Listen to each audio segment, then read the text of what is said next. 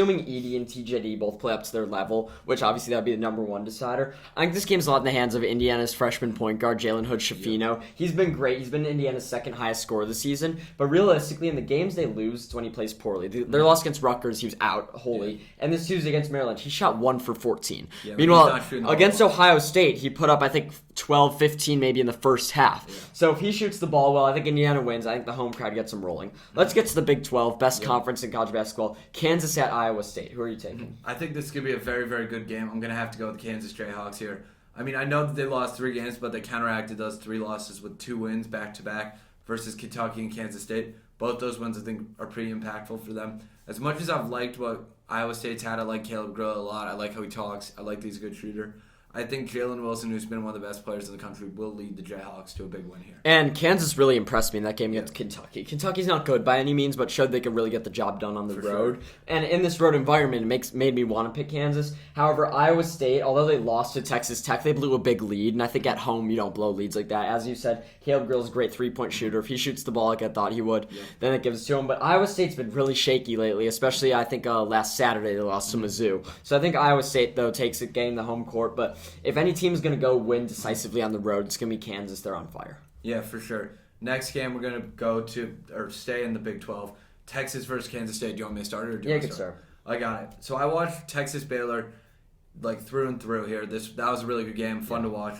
My one note on that game, Marcus Carr, Texas' senior point guard, did not have a very good game. He's been a bounce-back player all year. I think he's a huge game in this one. I think he leads the Longhorns to a big conference win against the Wildcats. I know that Texas currently is the number 1 seed in the Big 12, like interconference play. I think they really want to cement themselves here. I think Keontae Johnson has a really big game. He's been absolutely killing it recently.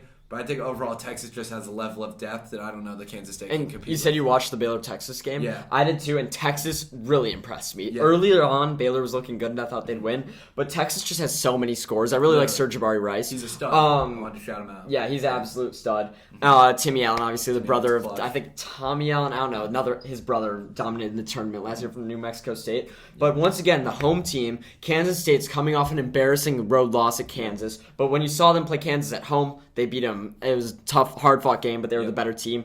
Keontae Johnson, I think, has a big game. I think Kansas State at home sticking with the trend. And by the way, 3 road teams. How can you do that in college basketball? In college basketball, that's the common denominator. Take the home team. Auburn at Tennessee. Who are you picking? Auburn at Tennessee. I mean, like, logically speaking here, Tennessee, by all means, is the absolute wagon of this game. I mean, with that being said, a lot of wagons today. A lot of wagons today.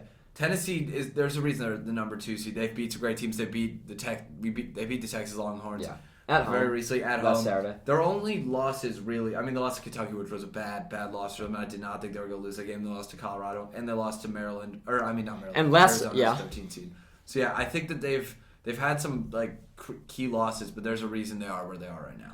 So on the one hand, there's kind of the curse of the number 2 team in the country. The number 2 team in the country has lost a record high this season, and that's Tennessee. And last night, they lost to Florida, who the only player I could even name on that team is Castleton, who did have a big game, but that was on the road. And I know at home they lost to Kentucky, but they're not doing that to Auburn. Auburn, I actually think, is a bit overrated. I forgot who I watched them play last week, but they did not look good to me. Against Georgia, they did look good. West Virginia, they blew a lead on the road, and Auburn hasn't shown me they can win on the road necessarily. They're a very deep team. And I think Tennessee's just much better, and in that environment, they'll end the curse of the 2 seed. And after last Saturday winning at home big, I think they do it again this week. 4-0 on the home teams. Last game, Gonzaga at St. Mary's. Who are you taking? I'm going to take the away team once more. 5. I'm going to take the Gonzaga Bulldogs here. Here's the thing, right? Gonzaga is a team that I really like, as our friend Luke said before the season. Yeah. They're one of the teams you just kind of see in the rankings. You never really track them out, though, and then you expect them to crash and burn in the tournament. With that being said, they have a weirdly high amount of losses this year. I mean, they're not that good this year. They're just not the same team. Drew Timmy's still up there, but the team isn't playing collectively. They don't have their great guard that they've had in the past years, the Andrew Nemhart, the Jalen Suggs. Yeah. And that, I think, is problematic. With that being said, I mean, I think the fact that they're like legitimately underdogs in this game, or at least ESPN's odds tracker, whatever, BPR. Take that with a grain of salt, has them as underdogs. I have to take them. It's rare you see a Gonzaga team as an underdog, and that's a team I kind of want to root for here. I mean, few things. First, they just haven't been dominating this season as usual. So that's the number one thing. Lost to Loyola Marymount at home, which snapped a huge streak. But here's what I want to say. the one team in the West Coast Conference that gives them a challenge every year. San Francisco gives them a lot of challenges, though. Yep. Is St. Mary's. And St. Mary's last year, I watched them absolutely dominate my Indiana Hoosiers in the first round of the tournament. And they don't have known players.